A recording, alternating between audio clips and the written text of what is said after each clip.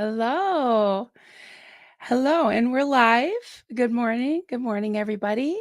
Good to see you. Hello. Glad to see people coming in. I never know. I always get surprised when people show up to see me. I'm like, wow, thanks, guys. Hello. Um, I will definitely acknowledge as many people as I can a little bit later. Um, Thankfully, today I have the fabulous Kelly Copter. Imagine that in my backstage, popping up the greetings. Thanks, Cal. Hi, Annie. And she'll be starring questions and comments.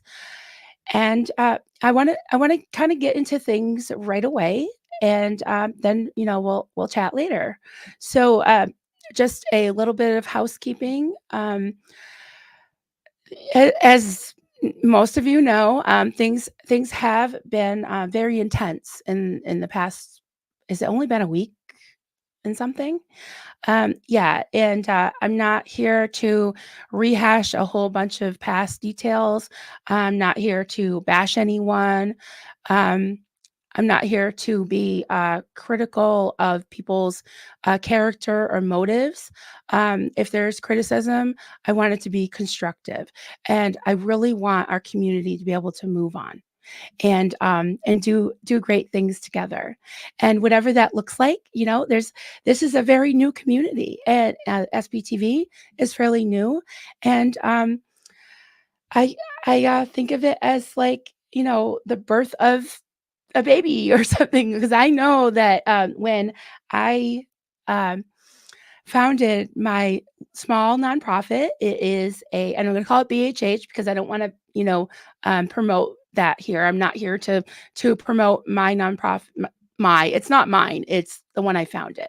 I'm not here to promote BHH or get support for it. I'm just using it as an example. Thank you for the coffee, sweetie. Oh, he gave me the OSA cup. Yeah, yeah. Hi, OSA, and yeah. Sorry, we're foiling your plans because we are all going to move on, and we're going to keep fighting cults, and we're going to keep Scientology accountable, and help those that have dedicated their life to getting people out of Scientology. So we're supporters. We're ex Scientologists. We're people who have never been in, but we're all united as a community, right? And that may look different for some than others, and that's a personal choice what you decide to do. And I just want to take you on a little journey and give you some information. I've had a couple of people that said that they were interested in knowing a little more about nonprofits. Some want to start one, not necessarily in this space, but just in their own communities. And we just had some questions and we're wondering. So, sorry, guys. I want to start by just saying, um, if you haven't noticed already, I am not a lawyer. I am not a scholar. I have a minimal education. I did graduate high school, as my adopted mom would say, by the skin of my teeth. I don't know a lot about a lot of things. I know about yarn, and I know a little bit about starting a nonprofit. And although BHH, I'll call it, is a small community nonprofit that gives disaster relief primarily to fire survivors and survivors of other disasters, such as floods or accidents, things like that. The the the way you go about starting a nonprofit is pretty much standard. There's two different types, and I don't know a lot about private foundations, but BHH is a public charity. I know that private foundations, in some ways, have more lax rules, and other ways they have more stringent rules, especially when it comes to their filing every year to the IRS. So I'm just going to go down my bullet points, and I have a copy of the bylaws that we used to establish our nonprofit.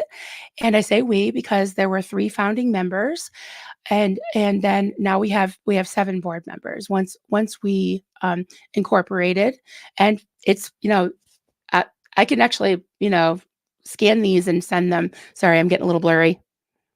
That's better. I have I have a very cheap webcam and country internet. So if I get pixely, it's either the webcam or my boonies internet. So sorry, I'm going to be probably clearing my throat a lot and drinking water. Okay. So we probably all know what a nonprofit is, or a charity, right? Um, in the U.S., if you apply and you go through the steps of becoming a nonprofit, um, most and that I saw statistics, something like there's 1 million nonprofits in the U.S. alone, which I was shocked. And you file under something called a 501c3. I'm not going to go into all of the details because we'd be here all day. So I'm just going to give a little overview. And it's called, a public charity. Now, a charity is an organization that gives to those in need, or some type of arts or community development, and the list goes on.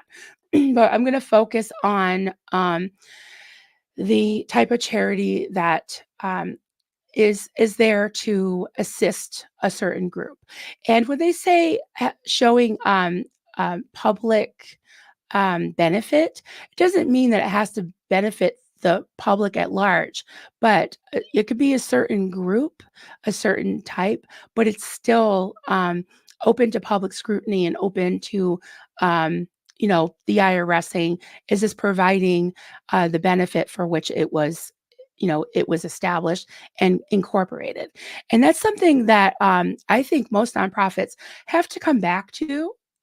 Sometimes, like I know with us, we grew so fast because the need was so much that we had to kind of scale back and say, what is our mission? So usually what you start with is um, there's a need that's identified. And with me, and I'm going to try not to get emotional, that need identified me because in 2018 I lost my sister Sherry.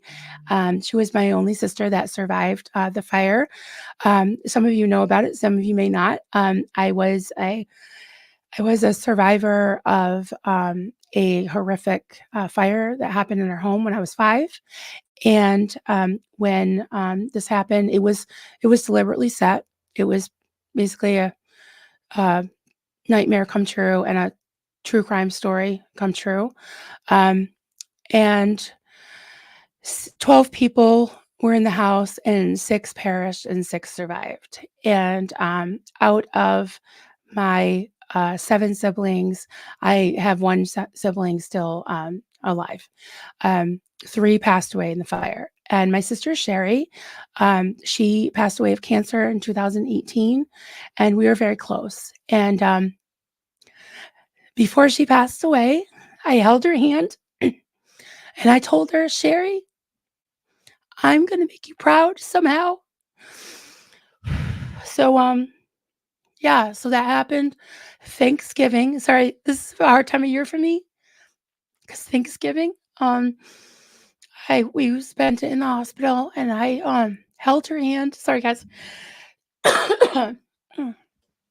And yeah, so that was in November of 2018. In January of 2019, I was coming home from work, and I turned the corner to go up the hill towards my house. It was in the next town over from me, and the roads were blocked off, and there were sirens everywhere. It was just absolute chaos. And I went around, a detour, but I knew what was happening. And every time I've heard of a fire or seen a fire, even to this day, even though that's what I do is fire relief, I have like a little mini panic attack. And I went home and I went on Facebook because that's where you find out what's going on in the community. And it turns out, thank goodness, no one was hurt, but there was a 5 family unit that went up very quickly, and, sadly, one fur baby, one beautiful dog, passed away. And, they're they were all renters, and they didn't have insurance. So, they had nothing. They had nothing. And the Red Cross was there. It was in January. It was freezing cold. They had a warming truck. They had water. They had blankets. They had crisis management people. It was great that they were there. And, each of the families, get a standard, at least where we are in Massachusetts. Oh, well, I'm right over the line in Massachusetts. Get a standard, $500, money card, like a Visa gift card. Um, so that, as you can imagine, that didn't go very far because they literally lost everything.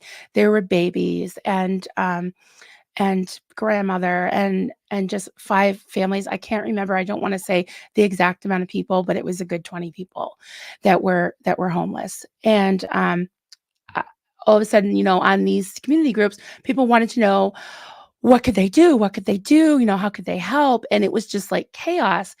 And, I just had this thought, like, maybe just start a little Facebook group just to get some donations, and maybe, somebody can contact, I did have, some friends that knew, like, the fire chief and the chaplain and, people like that were on the fire department. And, they kind of funneled the families to me and a couple friends. It started out the first day with 12 people. And, almost 5 years later, it'll be 5 years in January, there's over 3,000 people in our Facebook group, and now we kinda have like a chain of command, like people, not chain of command, but like just, I mean, it's great because whenever there's a need, people will jump in. But it started very small, and, a church opened up 3 classrooms for us to collect donations.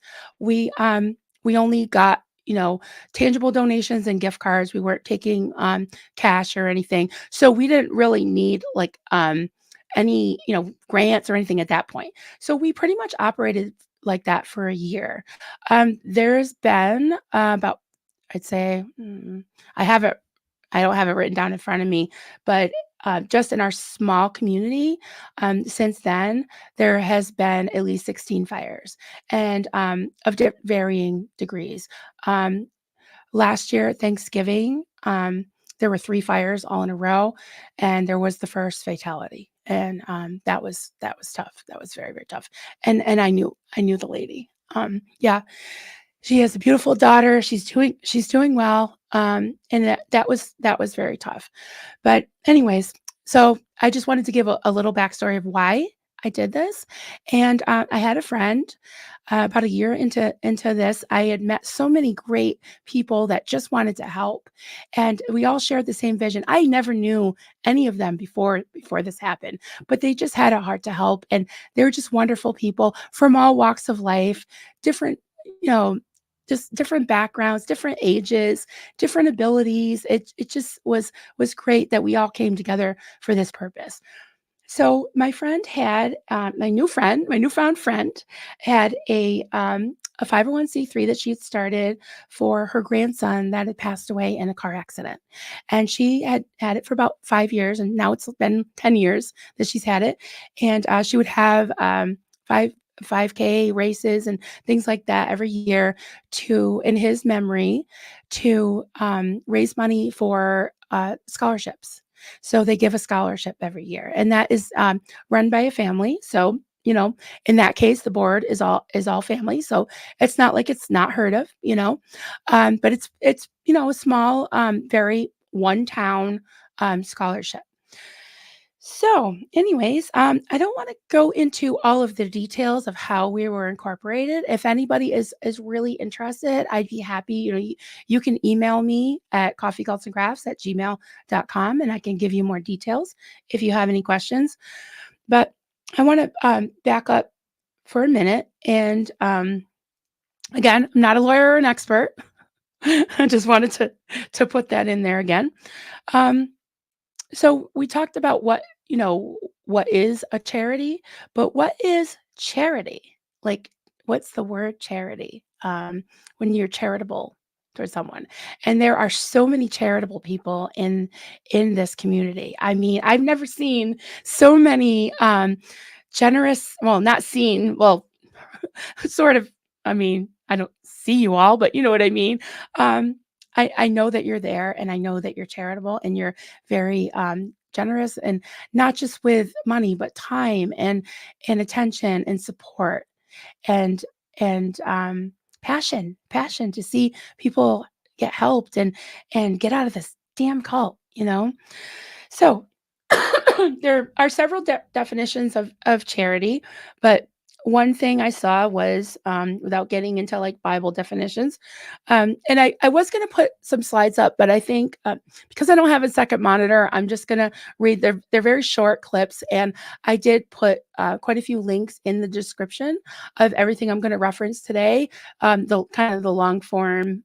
These are just quotes from those, but the whole articles that I got this from.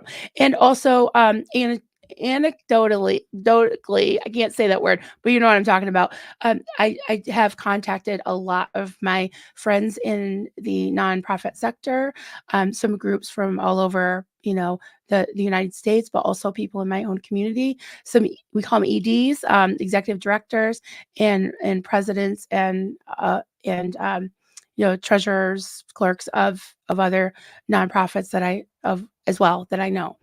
So, anyways, I said all that to say, what is the meaning of charity? And this definition says generosity and helpfulness, especially toward the needy or suffering, given to those in need. Receive charity. Okay, so it's like an example. Those in need receive charity from the neighbors. So you're saying, like, if you have neighbors that are, in need, you help them out, right? So pretty basic, pretty straightforward. Generosity and helpfulness. Um, I think that anyone that I've ever known that has stepped forward to volunteer to either be on a board of directors, an advisory board, a volunteer, someone who's paying it forward. In my case, I feel like I'm paying it forward because when my fire happened, I've had kind people along the way my whole life, and I see one right in my backstage, Kelly, and I see a lot of you, and I want so badly to just say hi to everybody, but I just want to get this, go through my bullet points, and then we'll definitely talk. But I kind of wanted the beginning of this to sort of stand alone in case anybody was curious and wanted to, kind of refer to it. Like I said, not an expert, not a lawyer. I'm just sharing my experience and my heart too. So, like I said, the need identified me because I just had to help. I was like, it wasn't like I planned it. It wasn't like, how am I going to make Sherry proud? It was just, I just blurted it out, and then it happened to me. You know what I mean? And it's been so rewarding. It's been tough. It's not always easy, but um, as I was saying, everyone that I've known that have stepped forward is just a beautiful person and wants to help, and has the best of intentions and the best motives. I really haven't met one that didn't. So I I want to, not to open a can of worms, and I want this to be more of a learning experience. And the times that I refer to the Aftermath Foundation, I refer to it with the utmost respect, and I refer to it as an entity, as like I hate to say but it's a foundation, it's a charity, it's okay. Maybe we think of the Aftermath Foundation as a certain group of people, but when in reality, board members are the governance of it, the executive branch of it. They set the bylaws, and well, in my case, and I think in aftermath cases, the lawyer pretty much used a template. And we used boilerplate, as they say. Ours didn't say anything, and I'm trying not to be facetious, because that one thing about the traditional moral, spiritual values, ours were not written in the 1950s. I'm sorry, I shouldn't say that, but I'm just saying that burned my biscuits. Okay, I'll get that out. It just, that part of it burned my biscuits. But okay, shake it off, Meryl. Okay, anyways, um, yeah, bylaws, policies, procedures, and they have the oversight. Okay, if someone resigns or is removed, um, then they they're replaced, or they're not. I don't know what the bylaws are in every other nonprofit. Ours is, we have to have a minimum of 3, and in most states, I know you have to have at least you have to have a president, a treasurer, and a clerk, or they call it secretary. Some of them call it secretary. I like to call it clerk. And you can have other board members. All board members are considered directors, and the officers are also considered, quote, directors, at least where I come from. We do have a vice president, and then we have board members that are directors. So and we have 7. We have had 6 at times. If someone steps down, we haven't found anyone, but we have to have the minimum of 3, and that's, that's the law, where we are. If for some reason we didn't, everybody decided to resign all at once, in on BHH, um, the the nonprofit doesn't belong to me, doesn't belong to anybody. I could be voted out for any reason at any time according to our bylaws. And we could talk about why that probably won't happen. And it could. It definitely could. They could decide they don't like the outfit I'm wearing today and vote me out, you know? Um, but I just got to go back to my notes because I'm getting ahead of myself. Um, the way that this evolved was, again, identifying a need. A need happened, and a lot of people that I never knew before now came together. And my friend that had the nonprofit said, "Hey, we could be helping even more people. We could be getting grants. We wouldn't have to take secondhand things all the time. I mean, we still do sometimes, but trying to find temporary storage, or get, it was just the logistics of it. So we could give gift cards if we had funds, right? And so I was like, oh, I know nothing about this. So I took literally months studying about it, asking everybody I knew that knew anything about nonprofits. And we sat down with a lawyer several times, the 3 of us, and we were president, treasurer, and clerk. And I was looking up this thing, and it's pretty much what we went how we went about it. We gathered people with like vision. And like I said, they weren't people that I really knew for many, many years, or I wasn't related to them or anything, but I knew that they were passionate about the vision. And I knew enough. I had known them pretty solidly for a year, and we did vet people. And we asked around, and it's a small community. So if somebody's like a DB, a degraded being, or a douchebag, we kind of would know, right? So, sorry, I'm using a Scientology word, but I was going to say the other thing, and that's why. But I whispered it. I think you got what I was saying, right?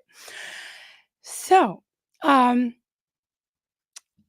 I just want to. Okay, so that brings me to the structure. Most, I won't say most. I don't even know what the percentage is, but many, I'll say many public charities have 2 branches. There's the board of directors, and sometimes they'll have an employee or 2, or an executive director. They do the operations. They do the everyday operations. The executive director, administrative assistants, people like that. And then you have the board of directors. In our case, and many of the nonprofits I know around here, they do set policy. That's pretty much across the board. But they also tend to, in a lot of boards that I know, be in charge of committees that do fundraising. So, and that's the case with us. We don't have any employees. We had to make that decision at one point to either get employees and have to get more grants and have to write more grants and staying up at 3 in the morning writing grants and all this, or scale it back and just not have employees, not have much overhead. We don't have an office anymore. I do it from home and from on the internet, and we meet up. We have a lot of different agencies that we work with. I give referrals. I'm not just doing YouTube, guys. I tell you, when a fire happens, there's like a chain reaction. And yeah, it's taken a while to kind of get that in place, but it's pretty smooth now. And when people come to us, and it's something that we don't do, we know who does. So we used to do things like and making and delivering teen stockings, and now there's some businesses that do that. So I had to kind of, like, as they say, throw things overboard. We During COVID, that was another whole thing. We got a lot of grants. We delivered packages that I was putting together with my boys and my husband in our dining room, and our volunteers were driving all over the county, delivering them to the elderly that were shut in. That was another phase, and it's easy to burn out too. It's easy to burn out.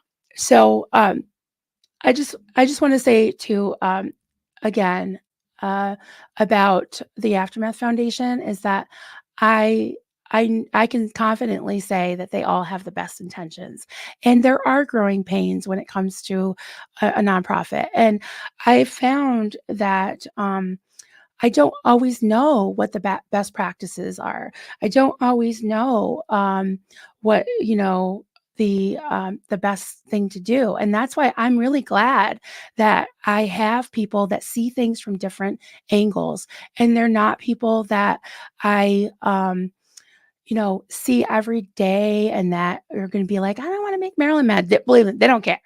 And I'm glad they don't care. And I'm glad they come from different walks of life. And because I don't have, like, that's the thing we have in common, which I love that. I think it's healthy. I think it's good, especially when you're dealing with people's lives. You're dealing with people who are in shock. You're dealing with people who have been traumatized.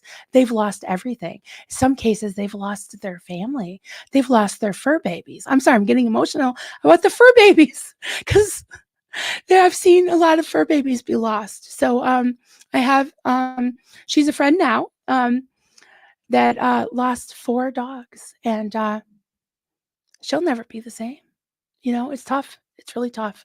So it takes a lot to run a nonprofit, to and I can only imagine the pain and the hurt that all of the board members have gone through personally, and a lot of I'm talking about the Aftermath Foundation, and a lot of times we've heard a lot of those stories, and they're not just stories; they really happened.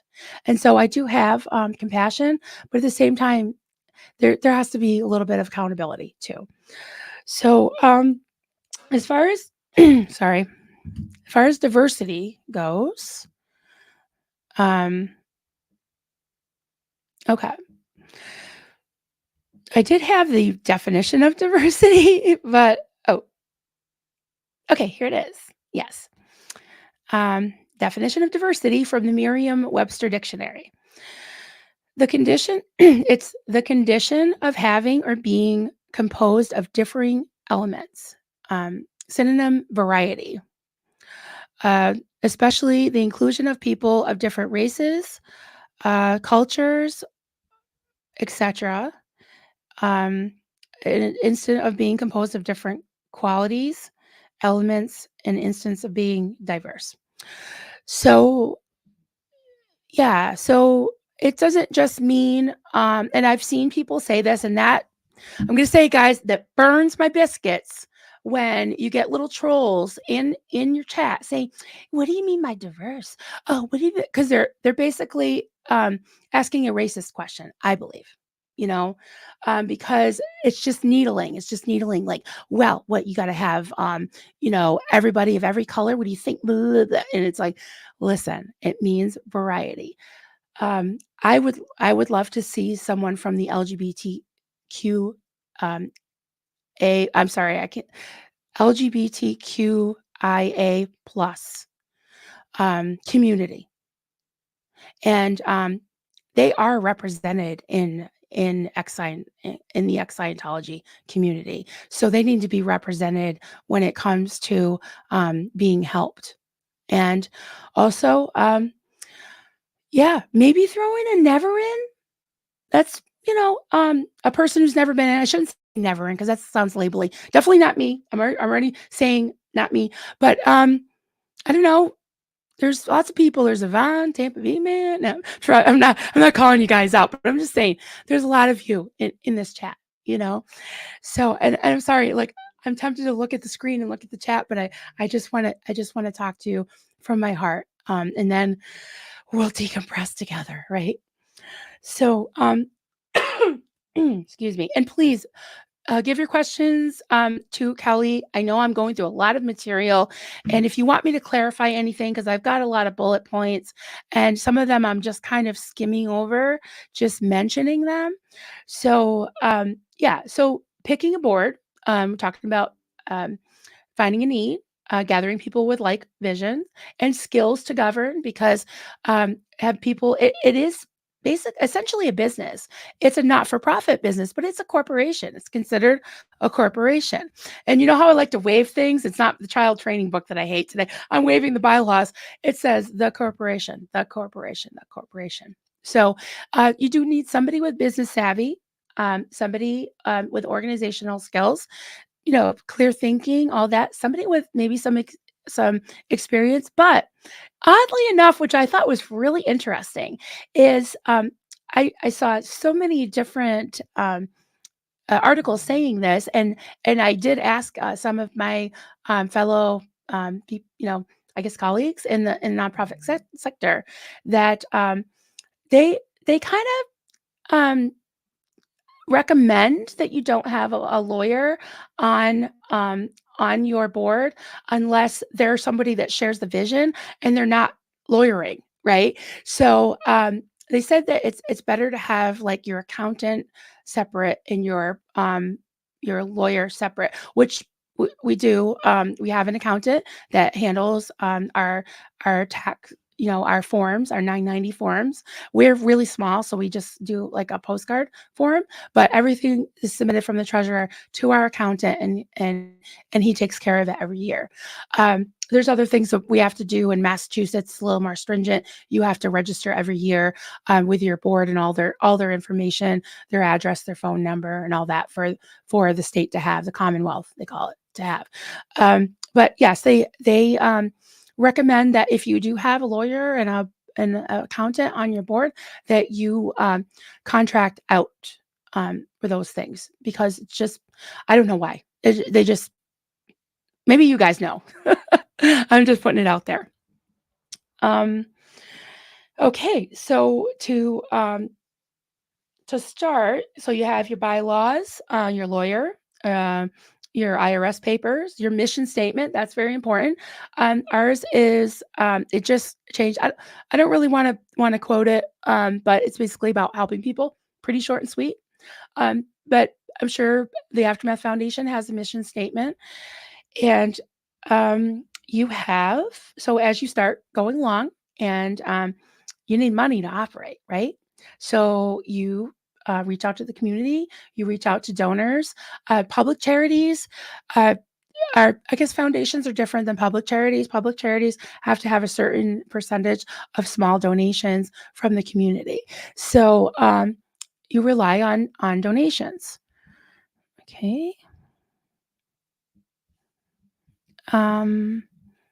Just went back up for 1 second because I don't want to neglect my little screenshots that I took that I was going to put as slides on there.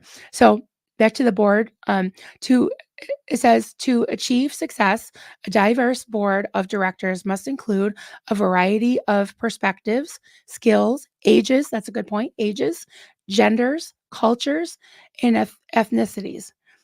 Not necessarily, but it's just a suggestion. But some of these, and I would also put in LGBTQ.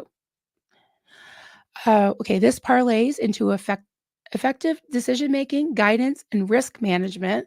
Having a diverse board of directors is essential. Okay, so back to pulling all this together, right? Excuse me. So you've kind of decided whether you're all volunteer or not, who's going to do the operations, learning the best practices, and it's good to have a lot of input from other people that have been through it. I would definitely recommend that highly. And if AA Ron, there's a snowball's chance in hell that he'll see this, but for whatever it's worth, AA Ron, I love you. And I don't know. I'm sure you have plenty. Plenty of people that have started a nonprofit. But I'll throw my hat in the ring if you want, not as a board member, hell no. But just if you want to chit chat for a minute or two, I can give you a tiny bit of input if you're interested. So just wanted to put that out there. Yeah. So there are certain accountability factors, and there's certain things that you need to operate. And one of them is money, support, and a good reputation that you're building, right? Because you got this new baby nonprofit that you want to grow, and you want other people to be excited about it too, right? And so networking is really important. Like we don't have any. Well, I won't say we don't have any glossy brochures. We have one. We have one little handout brochure, but other than that, we were pretty much on a shoestring. And we used, things like Facebook, a very, simple website that needs to be updated. But yeah, there's, certain ways you can go about it. But um, there is a little word called stakeholders, right? So when you have a large corporation, you have um, stockholders, right, where they put money in. Now, with a nonprofit, nobody can benefit financially except for the people that you are serving, right? Nobody, and or a actual employee, which doesn't set the rules or govern over it, just does the operations. And just incidentally, if there is an executive director, usually they are a member of the board, but they're not a voting member. So they come and basically they give the board a report on the state of the state of the nonprofit, right? Like the state of the union, that kind of thing. So, okay, so who owns the nonprofit? Who are the stakeholders? And I want to make sure I get this right because I kind of know it by heart, but I just want to make sure. Sorry, guys. Okay. Nonprofit stakeholders refer to any individual or group that has an interest in your nonprofit. It includes people directly involved, such as board members, beneficiaries, donors, or foundations that give you grants, and those indirectly involved, such as the media or the local community. So if you think of it as like, you know, with BHH, nonprofit that I founded, I won't say my nonprofit because it's not. Remember, I just told you nobody owns it. I could I could be gone today. But I was thinking about the community as in, a certain mile radius, or think of it as this community, right? So you've got the board members, um, beneficiaries, which is people they serve, donors, other foundations that give you grants, which we have had. I don't know if private foundations get grants from other foundations or charities. I don't know a lot about private foundations. I just do know that they have an extra form they have to fill out at the end of the year, and a lot of times there are family foundations. But and those who are indirectly involved, such as the media or the local community, all that makes up the stakeholders, and also can't help but mention reputation because you establish a reputation in your community, and that is really valuable. It really is because you're depending on that rapport with the community in order to keep going. So, okay. Okay, and I have just want to make sure I didn't skip over anything. All right, and I talked about how we scaled back because we got a little bit in over our heads. We didn't have enough volunteers to do everything, and yeah. So best practices. So best practices is not etched in stone. It's not a law, but there is a certain amount of. It's kind of like social, like it's like reading the room or knowing, my grandmother, my adopted grandmother used to call it couth, like social couth, like just to know how to conduct yourself, right? And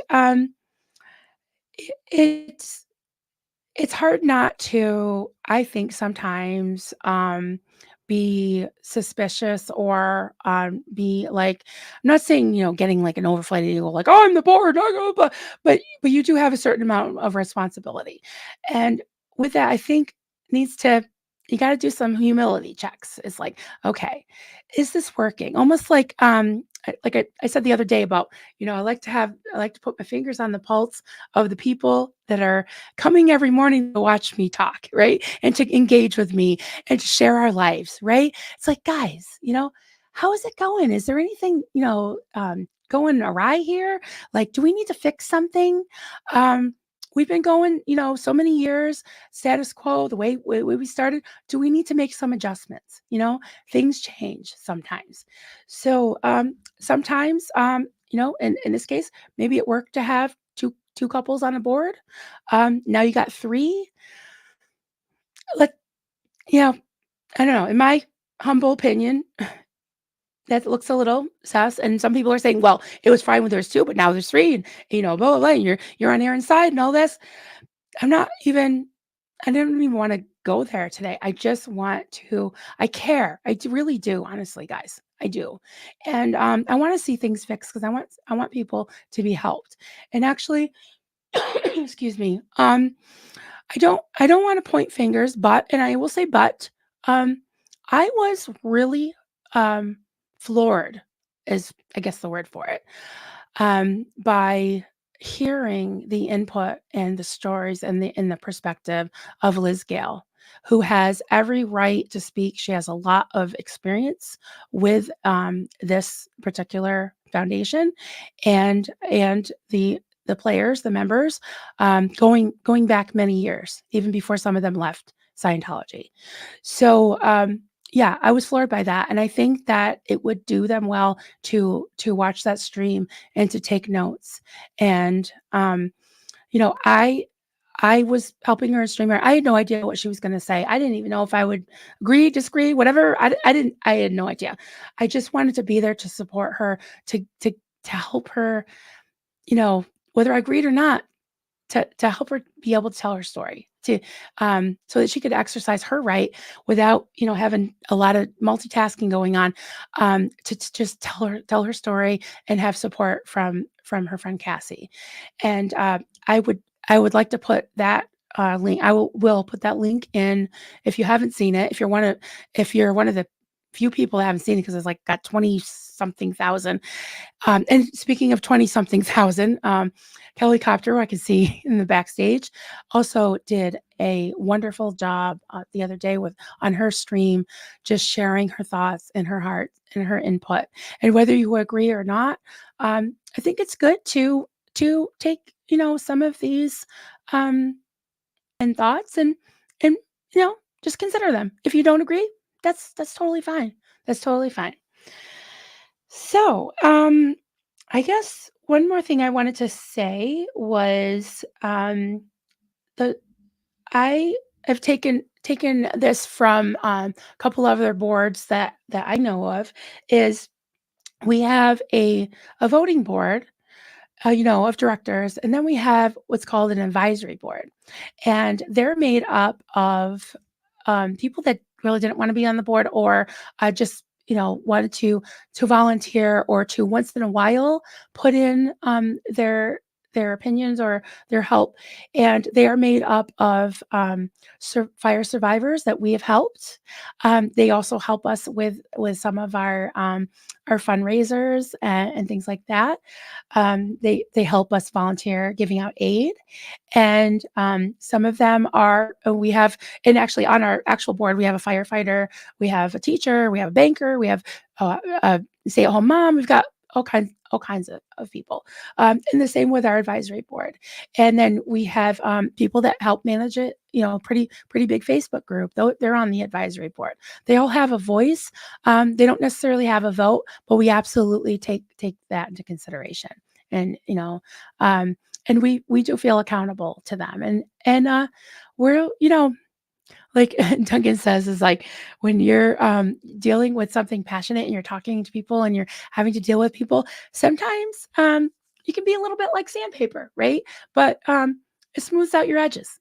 Sandpaper feels like crap on your skin, but you know, smooth out the edges of a table or Duncan has all these, he's a builder, right? So we have all these like little tables and cabinets and stuff that he's built. And he's got so many sanding blocks you wouldn't believe. But anyways, just a little analogy there. So I'm going to, excuse me, I'm going to stop freaking out, shaking, because there's only 42 people. Thank you. Thank you, Zeno, or whoever. Yeah. So we're all friends here. I'm just going to take a sip of water and a sip of my Osa coffee. And you can get this at the merch store at denverstevo.com, I believe. Yeah. Okay. Hi. Hi, everybody. Okay. Thank you, Kelly. I've got some starred questions, and I might have to say a blanket hi. I like to, thank you for liking the video. I like to go through and say hi to everybody in the beginning, but I hope you understand. I just wanted to lay this out so that I could have, continuity of thought, because I get a little bit like, oh, there's a butterfly. So yeah, I hope that I was a little bit clear. Sorry, I got hair, as Reese would say, I got hair in my beard. Yeah. Okay. Anyways, hi guys. Osa smells like poo. Thank you, Clara. Yes, Osa smells like poo. Cheers to that. Yes. All right. Okay. And we've got from a poet. Hey, poet. Hey, friend. The middle path is the way, but is so hard to walk sometimes. I like that. Yeah. Yeah. We're not doing extremes. We don't like extremes. We just want to, kind of consider, you know, different angles and come to a reasonable way of of operating, right?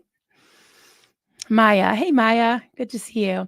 I do miss Mike, Mark, and Claire. I wanted to go back to how it was before. Does anyone have a time machine lying around? Yeah, I wish I did. But you know, again, it's like a journey. It's like I mean, I hope at some point things will, not that we'll be laughing. I don't think we ever will laugh about this, but um there's been some really tough shit that I've gone, really bad crap that I've gone through. And oh, sorry, there's Apollo, him too. Oh, his life's so hard. Oh, he just sleep on the couch and eat. Yeah. So what was I saying? Thanks, Apollo. Oh, yes. I There's been times in my life where people have asked me, like, do you wish you could go back, or do you ever regret joining the call? And yeah, I do have regrets. But if I went back and erased it all, then I wouldn't have the life lessons, and I wouldn't have my husband and my children, and I wouldn't know of all of you. So yeah, you make the best of it, and you learn and you grow, and you are who you are because of it. So Clara, hi Clara. Um, I just got to say, well, I see her on the screen and I see Kelly below. I have a mug in my merch store. I know it's a shameless plug, but I'm so proud of it. Oh, Kelly's like got her theta potato. She's been squeezing it for good luck, right? I see it. He's so cute. Clara and Kelly designed some designs for me, and uh, Clara heard that my favorite color, which I know now, is purple. I didn't know what my favorite color was in a cult because I couldn't think straight. And she made a design that's a purple skein of yarn and a purple rose with like the yarn kind of going through it and a crochet hook, and it says, sorry, I'm getting a little bit emotional. Be true to yourself. Be true to yourself. And on the other side is another little, like a signature that says Marilyn Honig Coffee Cults and Crafts, and the logo, which again looks kind of like a purple skein of yarn with triple C, Coffee Cults and Crafts. That's what it stands for. And Kelly made that. And it just so happened that all the purple came together, purple hearts. Yeah. All the purple came together and it's really beautiful. And yeah, so check it out. Just, I can, well, I don't have a picture of it. I did have one yesterday, but yeah. Thank you. Thank you, ladies, for your they're just so uber talented. I can't even believe it. I do believe it because they're them, but oh, thank guys. Love you. Love you guys. Oh, and Lene, I see you up here too. Marilyn Rose, we are here for you. Thank you. I told myself I wasn't going to cry today, so I'm really trying hard. Oh, wait, I already did. Damn it. I already cried. Sorry, guys. Hey, Ash, that's so fucked up live. Everybody subscribe to her. You won't be disappointed. And she's been like doing cooking. I mean, she's amazing. Yeah, she's been doing all kinds of stuff. Nonprofits are so important, but we got to watch out for the snakes in the grass, rich people and religious sects using them to hide money or look good. Absolutely. And Scientology is number one example, isn't it? Yeah. Yes. Definitely do your homework, you know, before donating, especially to, things like Scientology, that's for sure. Sophia, hey, Sophia. With family run nonprofits, you still often have an independent person in there for supervision. If it's not the lawyer, it's someone else. Yeah, they do. And it varies state by state. I haven't seen anything in the IRS papers. I could be wrong. There could be a clause somewhere. We weren't really told about that. It wasn't really something that was an issue. Um, we did have to sign some things for the IRS in the beginning about, and again, there's loopholes for lobbying, but because people are crooked and they find loopholes, but there's like online there's things that govern like online fundraising and gambling type things, and there's we signed something about non-discrimination, and also what was the third thing? I don't know if it was in those papers, but I know the lobbying and the online gambling were definitely two major things. And then there were things in our bylaws that we adopted. So, oh my goodness, Clara, I work for 5 nonprofits at the moment. Whoa. So you should be up here, not me. It's fulfilling work, but I can see areas where it can get murky quickly. Yeah, yeah. And yeah, wow. That's amazing. And well, thank you for all the work you do. And so I'm sure you probably see similarities, differences. You could probably start your own at this point because I'm sure you've learned a lot. 5, wow, that's amazing. Sophia, my mom's side of the family has a long running one and they actually do cool work, but most of the ones that ran it were lawyers. So the treasurer was independent for centuries. Now that makes sense. Yeah. And is that Germany that you live? Can't remember. Yeah, I'm just wondering what the differences are in the laws. I know that um in some ways the US is different in a bad way, and then maybe some ways more oversight. I'm not sure. Not really sure. Auntie, hello. Regarding Aftermath Foundation, people keep on saying that the board should be more diverse, but going against Scientology can be a tall order for any civilians. Yeah, I can understand that. I can understand that. Well, I have my adopted dad, who I loved very much, he always had these sayings, and I want to call them thought stopping cliches. They're more like old man dad, like grandpa sayings, right? Uh, like Lord willing and the creek don't rise, and so he had one that was I see Kelly laughing because I say that to her all the time. And then if the spirit moves you, right? He used to say, "Can't, never tried," as if it can't was a person. So how about trying? How about and I understand OSA. I understand, you want to be careful, you want to be able to trust people. Absolutely vet them. Definitely know their last name. Especially before you let them shut up, Marilyn. Anyways. Whew, shut up, Marilyn. um, yeah, yeah, I agree. I mean, there's all kinds of things we didn't have to deal with when starting our nonprofit. So, a tall order for any civilians. I think the board is. They're all civilians, aren't they? Are they public servants or um? They're not military. So, oh, in quotes. Oh, okay. So they were Sea Org executive. Okay. Um, yeah. Um, I would just watch Liz Gale's video. I'm not going to comment on that today. Um, but nothing against you, Auntie. I love you.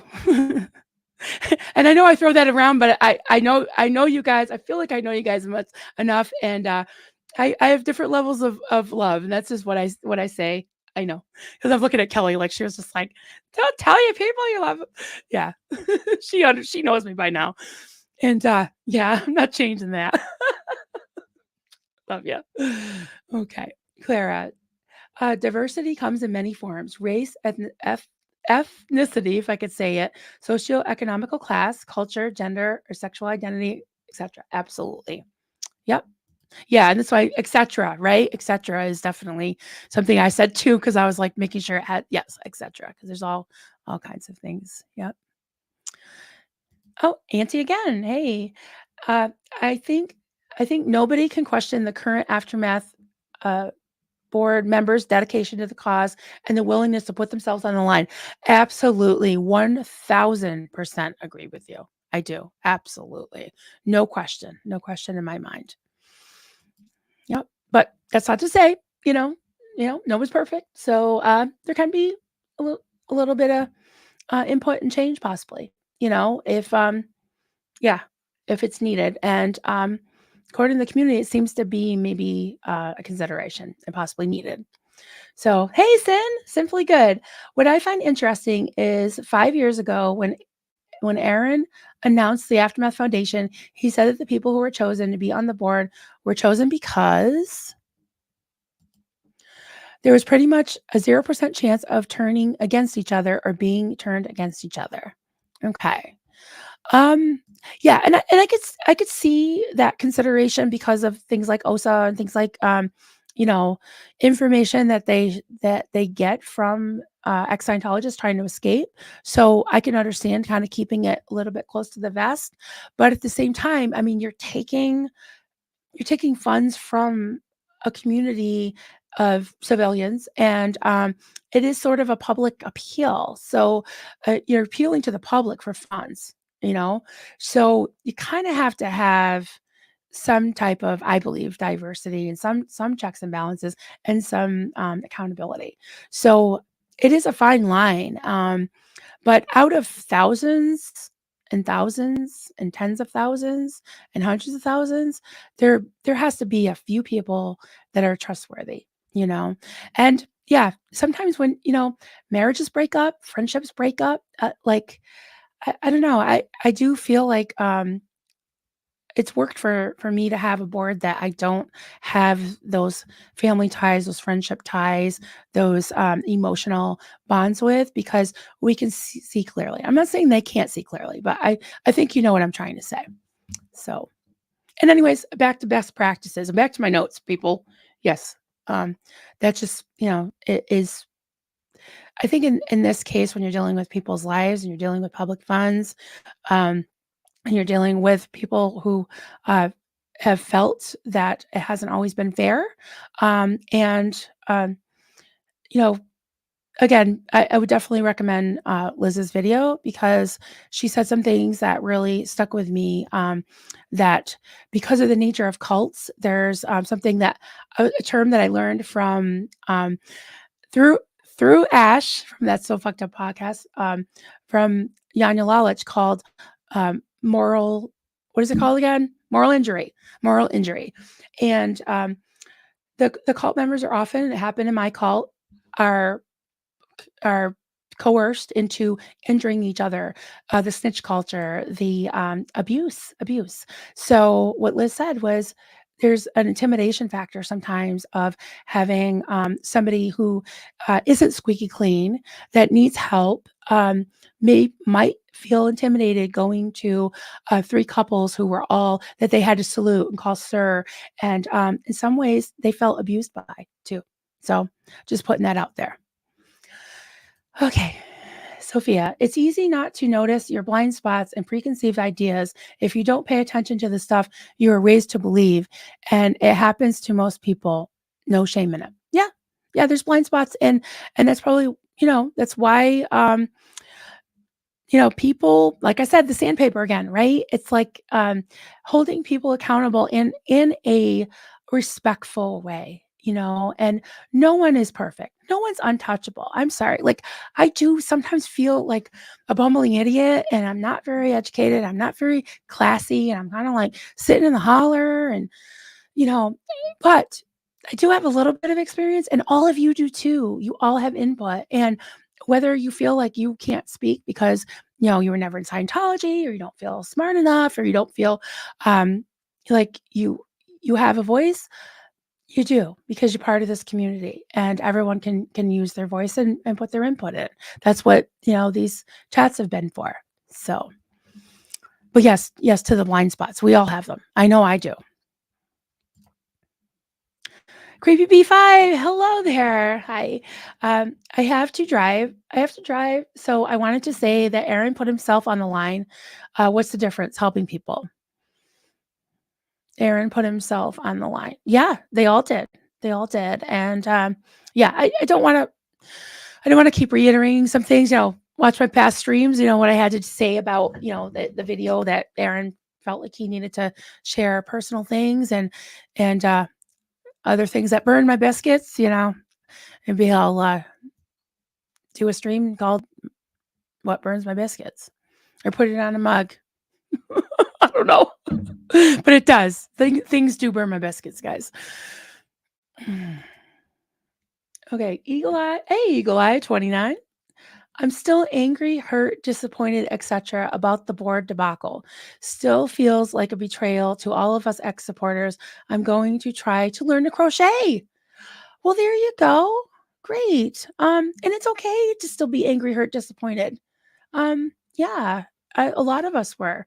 I was. I think I've, come to terms with it because I can see past it. But at the same time, does it make it okay? Yeah, there's a lot of things that weren't okay about it, and still maybe aren't okay because it needs to be possibly addressed. Certain things, not the removal of Aaron. I mean, like I said, my board can decide on a Tuesday morning that, we just sick of Marilyn's voice. Or we're just like looking at her. So let's vote her out, but the response from the community is very important. It's probably why they wouldn't get rid of me too, just because people just, used to me being part of BHH, whatever, but it says everyone's replaceable, not to quote Dance Moms, but that vile lady, but that burns my biscuits. Yeah, not too much fire though, because fire, but I like some fire. I vote don't burn my biscuits on a mug. I like that. Okay, girls, ladies, you heard it, guys. Oh my goodness, Kelly, don't burn my biscuits. Where are the crumpets? Oh my god, I love that. Hi, sweetheart. Hi, Liz. Okay, I gotta say, Liz's stream last night. Okay, I was crying a lot, and Liz, you are so powerful. when you speak, and you always speak from your heart. But it's kind of like, when you say, "Oh, that was my favorite," and then you find your new favorite, like that was my favorite movie, and then you find a movie that you like even better. Like that was me last night. It's like, this is my favorite stream of Liz's ever, and I say that every time I watch, because you just get better and better and better. You get better and better, and then I'm getting blurrier and blurrier. Okay, yeah, that was amazing, and I'm not just saying that to butter your trumpets. I'm saying that because it really was amazing. Talking about and talking about putting yourself out there and putting yourself on the line, and some of the vile emails that you got. I'm so sorry, honey. I'm so sorry. And if I could go burn their biscuits, I absolutely would. And I just want to say, fuck you, Osa. And if I get demonetized for that, it was worth it. So, yes. Anyways, done with that. Done with swearing. Oh, here we go. Did I say that? It's like Steve Urkel. See, isn't this fun now, Kelly? You can do that to me now. I almost did it the other day. I think I was starting to type it in when she said, don't ask me if you could be my mom. And I wanted to say, like, can I be your mom as Kelly Copter? I think that would have been funny. But I didn't want to break her concentration. But next time, watch it. Cults be Colton. Hey, Cults be Colton. Diverse can mean so many things: occupation, age, gender, geographic area, etc. Exactly. So, yeah, you said it perfectly. I won't expound on it, except that some people that just like, what do you mean by diversity? And you know what they're trying to allude to, and it's just wrong. And it burns something, which we don't want to burn. Aw. Oh, you wrote it as you instead of me. You're a sweetheart. Yes. I'll be your cyber mommy, honey. I'll be everybody's cyber. And I've got Liz. Liz has a lot of adopted moms too. She's got Amy, retired Red. I'm glad they're taking good care of you, honey. But I'm still here. I'm here. I'm not going anywhere. Okay, Eagle Eye 29. Aaron's behavior made me cringe at times. I didn't want him to get in trouble. I think he will be a better person because of this and come back to accomplish amazing things. Yes. Yeah, we all have believe in each other and have faith in each other, and let each other make mistakes and learn from them. And yeah, I agree with that.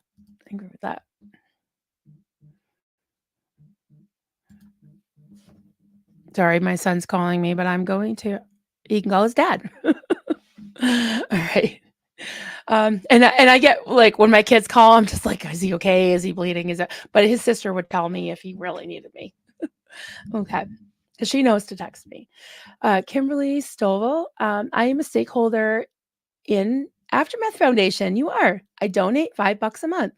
That isn't much, but I trust what they are doing to help people. Perfect. Yes, that's a very good comment. Thank you for doing that. And you are absolutely a stakeholder. Hmm. I love that you said that, and you absolutely are. And $5 is $5 in a month. That's I can't even do math, guys, but yeah, that adds up, and it's something they can count on. And I'm telling you, if you have recurring, if they know that you're going to give every month, that really helps. That really helps, because then they know they can count on it, no matter how much it is. So, Cassie Isaac, hey Cassie, I think all sides will learn from this experience and grow and do great things. Yeah, absolutely. I believe that too. Clara, yes. Kimberly, every amount is so valuable and important, no matter how much. 1000%. Yep. Tampa Bay man, Barbara. Hey, this community has improved my life. Thank you, everyone.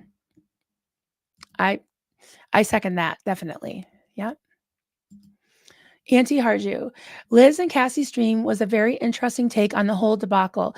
Made me more understanding of the calls for diversity. Yep, me too. Absolutely. And thank you for saying that. We all can learn from each other, right? From each other's experiences, because like was it you that said about the blind spots? Somebody, I can't remember who said it, but about the blind spots. Yes, I think we're starting to be able to see things from someone else's perspective, and that's very healthy. And if we don't talk about it, we can't see things from other people's perspective. We all keep our quote opinions to ourselves and not share experiences and opinions in a respectful way, not gossip, not mudslinging, but yeah, you learn from each other, right? So talking is healthy. Um, and eventually this too shall pass, right? This too shall pass. Susan P. Hey there. This will definitely be a learning experience for them all. I hate that anyone was hurt in this process. Yeah, I agree. Um, I don't like how it was handled. Moving on, I see this can bring changes and great things. Absolutely. You hear that, Osa? Nee, nee, nee, nee. Yeah. So yeah, definitely. I think that things um, will get better and be great, and it'll bring us, even more towards the goal and the purpose. And I just want to put this in here too is another thing that I've been saying over and over, but I kind of want to put this in this compact video is, and I'm sure other people have been saying it too, is many causes and needs have many nonprofits. You don't have to have just one nonprofit for ex Scientologists. There's thousands of ex Scientologists, and I don't know how many are in need that are actually in that still need to escape or are going to need help. We don't want to overwhelm one foundation, and also again, mentioning OSA, if OSA is attacking one foundation and then another one, can help people or whatever. Yeah, you don't have to put all your eggs in one basket, and it's not a competition. And yeah, there's plenty of needs to go around. There's plenty of room for as many people that wants to help as possible, right? So, oh, Joel. If you're a nobody from the sticks, then I'm in real trouble. I'm a nobody from a hick from the sticks. But if I was to say anything to the Aftermath Foundation board, really listen to the community. Think with an open mind. Optics and words matter. Smarten up and do it quickly. Okay, point taken. I think that's very wise words. Olga, hey Olga. I don't want to mess up your last name, so I'm just gonna call you Olga. Like we're on first name basis and friends. Welcome. Uh, all the great videos about the issue have one thing in common: honesty. To lack of gossip as well. Yep, I agree. Thank you for saying that. That's great. Clara, I'm confident that the Aftermath Foundation is doing some hard work and thinking behind the scenes right now. Yeah, I believe that. I have faith, and they're good people. They're good people, and I'm sure they are taking a lot of things into consideration, and they're very smart and capable. Yeah. Nancy, hey Nancy, Stitchin. Having a never in on the board is a wonderful idea, provided the person shares the goal and vision. Yes, shares the goal and vision, knows the possible pitfalls of, working closely with ex Scientologists, the possible fair game. Yeah. And I know several people have said, well, they're not going to be able to find a never in that'll do it. I think out of 200,000, they probably will. Yeah. I assume. Yeah. Yeah. Um, Oh, so I think my son's okay because he just liked one of my fluffy, craft, posts, so on Coffee Culture Crafts. I should probably add that if anyone is on, YouTube that also has Facebook that hasn't checked it out, I have not I, the community that's there, have a Facebook group, same name as my channel, Coffee Cults and Crafts. So you want to check it out. We don't just talk about crafts; we talk about a lot of stuff. We've tried to keep most of the drama of this, situation out of that, because I have people that I know in real life that don't really want to know how the sausage is made. I mean, they don't like cults, and they like crafts, and they like coffee or tea or, you know, fluids in general. Can't believe I said that. Liquids. Liquids. Yes. So yeah, they don't want to know about that. So we had a side chat that's attached to the Facebook, and we've talked a lot about it on here. So, oh, there we go. Oh, look at you, Kelly. You just whipped them off. Thank you so much. Thank you so much. Kimberly Stovall, question. Am I the only one that thinks Aaron handled it badly? No, no, you're not the only one. And nobody's perfect. I mean, if you want my opinion, um, yeah, I don't think he handled it perfectly. I don't know as he handled it badly. Um, he was he was removed from a board that he co-founded. I would be upset. And you know, I'll be honest. I did say this the other night that I have probably more of a tendency to react to things a little more like how Aaron would. Um, and you know, he said he's messed up. You know, he has messed up in the past. Not that he's messed up. He has messed up in the past. And you know, there were 2 incidents that were videoed or whatever, where he's getting really rowdy and doing things he probably shouldn't have done. Hope he's learned from that. But I don't think he handled it badly, because as far as the receipts that I saw, I don't think he lied about anything that I know of. Maybe, you know, I don't know. There could be nuances. They say there's like 2 sides of the story and there's the truth or whatever. I don't know. But I think it was within his rights to do the video. People can critique the video, but as many have pointed out, I think that it would have come out even if he didn't do the video. That stream that happened a few years, it feels like years ago, a few hours later, where you know what happened. I don't have to reiterate that. That probably would have happened no matter what. Because and I will say this, that if my board had decided to remove me and said we're not going to say anything about it and just did a switcheroo on the website, um, that would not have that wouldn't fly. It's just like, oh, like, you know, that's something that needs to change, is this whole like keep it under the rug thing. It's like, oh, that person just went away. They just decided to go on a mission. Who did that? Scientology did that. So I think that's something that needs to be corrected. It's you know, it's going to come out anyways. And if you look like you're hiding something, it's not going to, you know, optics are important. Your reputation as a nonprofit is uber important. Uber important. Okay. But no, you're not the only one that thinks Aaron handled it badly. No. And he didn't handle it perfectly. Maybe I'm the wrong person to ask, because I do get a little passionate about people feeling like they have to, you know, air their dirty laundry. And like I said, you know, just that traditional spiritual, you know what that did to me. I won't say it again because I'm repeating myself, but yeah, that thing in the yeah, that yeah, I didn't like that. But anyways, on to the next. Yvonne, I think that people who have been following Aaron slash SPTV, but never in, could be a great benefit to a board helping ex Scientologists. That way, there is a face that has no trauma attached. Yeah, that's, you know, that's part of the diversity, right? Part of the diversity. And I tell you, I'm just putting it out there right now. If you're interested in that and you want Aaron to, because you said, well, and Aaron could be a great benefit. If you think that might be you, send him an email. Send him an email. Tell him I sent you. He's going to be like, Marilyn, who? But yeah, why not? You know, I think anybody could be considered, right? Right? Ah, hi, Juliana. A little Marilyn for lunch.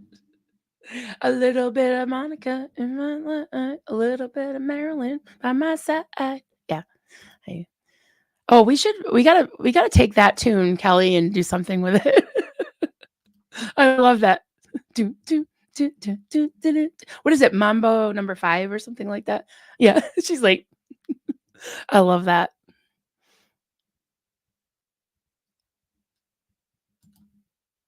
Is this a handle? Are you talking to somebody? Jeans, or am I supposed to know what that means? Gee, with the acronyms, you're really confusing me. I'm just a worker observer. You taught me a lot in this stream. Okay. Did your dog step on your keyboard, Lara? I am blind, so if that means something, it's totally lost on me. Totally lost on me. Cat. Oh, cat. If you'd like to support this channel, you can buy Marilyn a Kleenex. Yeah, don't spend money you don't have, but if you yeah, you want to buy me a Kleenex, that'd be great. Thank you guys. Yeah. Um Cassie Isaac, my Grammy always said, can't never did do nothing. Yeah, right, right. Yeah, my dad, my kids called him Poppy. Poppy used to say, can't never try. Yep. Can't never did do nothing. Mm-hmm. Mm-hmm. Kimberly Stovall, Marilyn, don't knock yourself. You've helped me through this debacle. I'm glad. And you've all helped me. And I think we've helped each other, right? So I think we're closer for it. So um oh, here it is again. That burns my biscuit design. Yeah. I can't wait. I vote to put "Don't burn my biscuits" on a mug. Who would buy that besides me? I really want one though. That would be great because it'd be like, I'm putting, it's like I have one. Oh, I don't have it today, but one of my favorite mugs is, and Kelly knows because sometimes I'm like, I'm in a mood today because it'll say, "What you talking about, Willis?" And on the other side is a picture of Gary Coleman with that face, and it says different strokes. He's like, and it's like, "What you talk about, Willis?" So yeah, yeah. So I need that mug. Yes, we all need that mug. um. Oh, a cat. In case you get demonetized. F you, Osa. Thank you. Oh my goodness, everybody's paying to say F you. Oh, you guys. You're so funny. Thank you for the super chats and the super stickers. You're so sweet. Yeah, F you, Osa. Oh my goodness, another one. You guys do it. Like Kimberly and Kelly said, F you, Osa. That's right, because we're all in this together. You get to hear me, and I'm not going to be demonetized for singing because I'm totally off key. Oh, you guys are great. This is so much fun. It wasn't fun in the beginning. Excuse me, but you guys bore with me, and I appreciate that. Yeah. Tampa Bay man, there are many bumps in the road. Got to learn to slow down sometimes. That is a really good point. Thank you for the super chat. And you're absolutely right. You're absolutely right. And I think I wrote that down somewhere. Oh, actually, I think I put it in the description. See if I can find it. There's something about, well, you can read it. Something about bumps in the road or bumps and something or other. Yeah. Pause for Andrea. Hello. Hi, friend. Um, that was the start of several harsh losses this past year. This community really helps. I know that we can recover and be stronger for it. I do believe. Yes. And thank you for the roses and the purple hearts. Aw. I love roses and purple hearts. Yvonne says, Liz's story of dealing with the aftermath was heartbreaking. Yeah, I know. I'm so happy she spoke her truth. People who donate deserve to know. I agree. Yeah. And she did say that in the beginning, they didn't have the funds that they have now. And yeah, so that could have been a consideration, but I think there was a little bit of an intimidation factor and possibly a perception of possible favoritism. I'm not accusing anybody of anything. And I will say that now you do have to they do have to spend some money. So that could be where um the free give allocation or dispersing the money, dispensing the money more freely because they do need to spend it.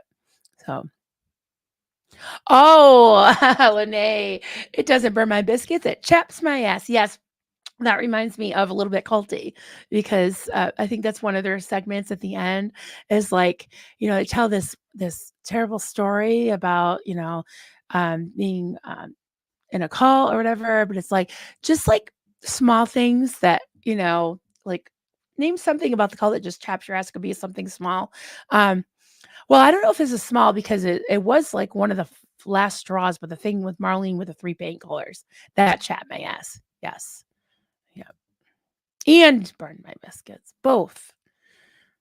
And it burned my ass too. And chapped my biscuits and all of that. Did all the things.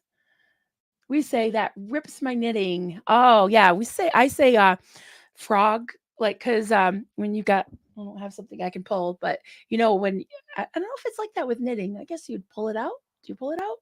And it goes like rip it, rip it, rip it, rip it, rip it, rip it, rip it. So they call it frogging.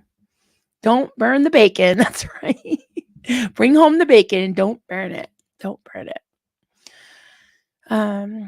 Juliana, hey Julie. I haven't been able to follow most lives and videos lately, but I'm glad I caught some of this one. Love to see you grow and shine, Marilyn. Thank you, honey. It's great to see you. And I was thinking of you so much the other night because I was joking with Steve-O about going on, and I had forgotten it was a Monday, and at 9:30 Monday, and I was like, it's a Monday night, and it's about the time of the after party, and I was like, oh, I miss Juliana, and Chad, but Chad was he was heckling us in the chat, so that was great. Yeah, he was pretending to be Griff Calzone. Purple Groovy, hey Purple Groovy, good to see you, Marilyn. It's entirely possible to be kind, loving person who refuses to tolerate bullshit. In fact, it's absolutely necessary. I agree with that. Yeah, I do. Yeah, you don't want to be a doormat. And yeah, I try to be kind, and I do. I don't know. I try to be loving, and I feel I feel things, right. So if I feel like lovey towards you, I really feel it, and you probably know it. If I'm pissed and as Kelly calls it, spicy Maryland comes out, you're probably gonna know it. You're probably gonna know it. And if I'm sad, you guys know it because I'm going through lots of Kleenex, right? Yeah, what other emotions are there? I've got them all on my face. My face is like a mood ring, I'll tell you. Julie says, with the little information we have from this whole situation, I tend to see problems and mistakes with the way both sides have acted. Yeah. Yeah, and that's a good point. There was a lot of speculation, I want to go through the whole thing again, but about people's facial expressions, body language and stuff. You know, actions and words are pretty much more of a telltale sign to me. So, yeah. Hey, Pup Groomer 20, good to see you. Or having a mental health professional. Oh, great. Yes. And that was something that I meant to bring up, and I don't even know as I wrote it down. Thank you so much. And it was something that Liz kind of mentioned, Liz Gale had mentioned as well in her letter to the board on the beginning. Having a mental health professional on the board to advocate for that portion of the escape process would be a benefit. I know they wouldn't use it right away, but help having available would make it easier.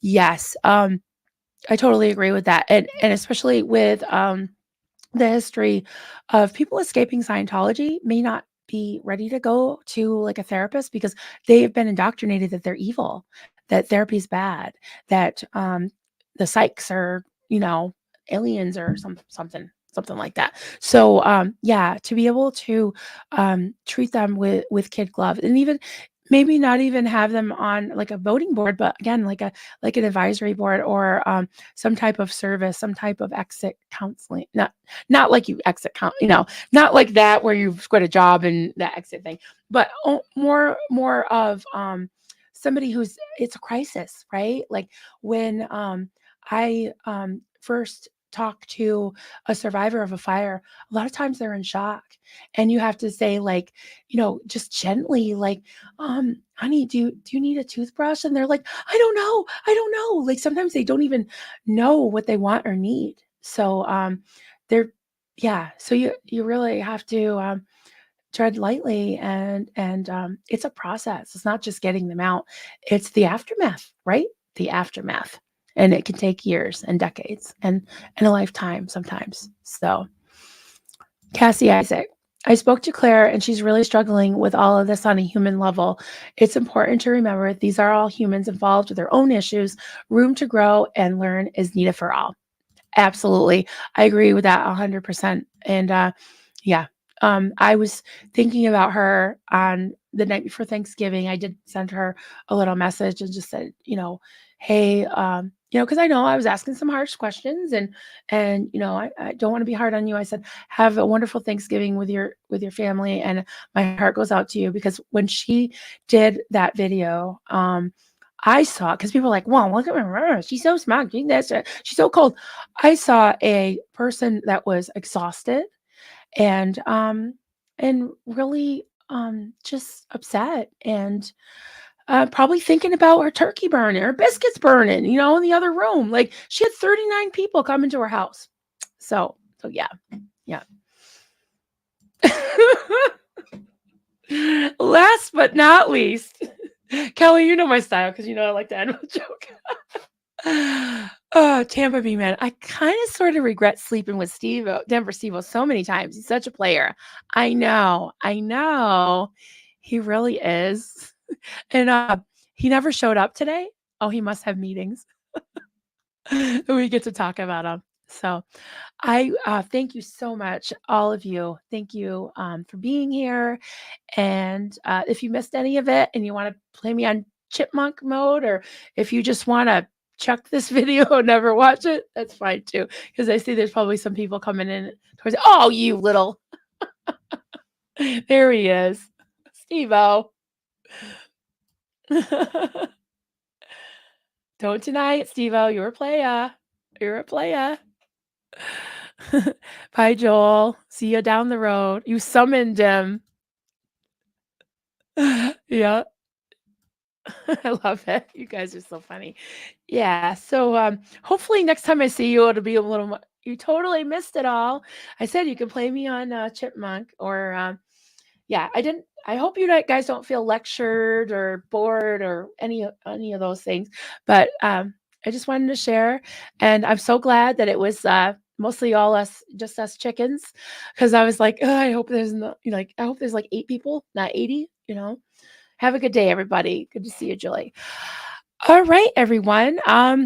Keep an eye on the community page. I might have something coming up tomorrow with a friend, so we'll see. And yeah, have a great day, and we'll talk to y'all later.